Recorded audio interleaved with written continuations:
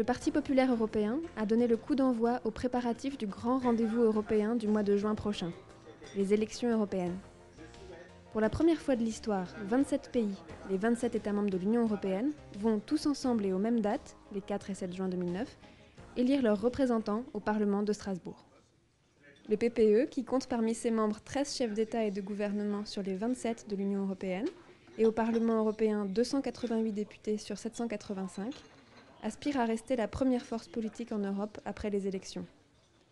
C'est dans cette perspective que le bureau politique du parti a approuvé l'avant-projet du manifeste électoral du PPE. Les partis membres voteront et approuveront le projet final fin avril lors d'un congrès à Varsovie. Nous nous sommes entretenus avec le président du PPE, Wilfried Martens, pour qu'il nous explique quelles sont les lignes générales du document. La crise économique et la sécurité des Européens figurent en premier lieu. Nous voulons assurer l'opinion publique et les peuples d'Europe que nous sommes prêts, comme force politique majeure, de prendre la responsabilité pour assurer l'avenir sur le plan économique. En premier lieu, nous sommes partisans de l'économie sociale de marché. On ne peut pas vivre dans un monde qui est l'objet de toute une série de spéculations. Il faut des règles. Deuxièmement, nous voulons assurer une Europe qui est tout à fait protégée, donc tous les problèmes du terrorisme, des crimes organisés, de l'immigration illégale, nous prévoyons des mesures contre ce fléau. Les 5 prochaines années seront aussi déterminantes pour freiner le changement climatique, pour mettre en œuvre les réformes rendues nécessaires par le vieillissement de la population européenne et faire que l'Europe parle d'une seule voix dans le monde. Ces sujets occupent aussi une place de choix dans le manifeste du PPE. Nous voulons réaliser des changements importants en ce qui concerne le changement climatique.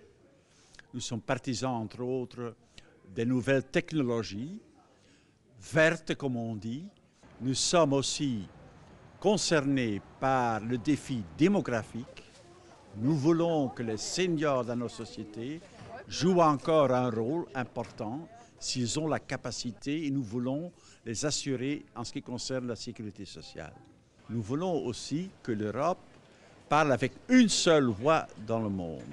En ce qui concerne le règlement et la supervision en ce qui concerne les marchés financiers, nous sommes partisans d'un pacte de défense et de sécurité en liaison avec les États-Unis d'Amérique. L'avant-projet de manifeste fait déjà une trentaine de pages. Il est maintenant soumis aux amendements des partis membres. Ceux-ci ont jusqu'à fin février pour apporter leur contribution sur la meilleure façon de relever ces défis. Mais ce grand exercice démocratique de mise en commun des idées pour l'Europe du futur n'implique pas uniquement les partis politiques. Différentes organisations de la société civile qui travaillent avec le PPE, ainsi que des citoyens via Internet, y seront également activement associés. Nous avons aussi demandé au président Martens si les nouvelles technologies de la communication allaient jouer un rôle important dans la campagne électorale des élections européennes, comme cela a été le cas lors des récentes élections présidentielles aux États-Unis.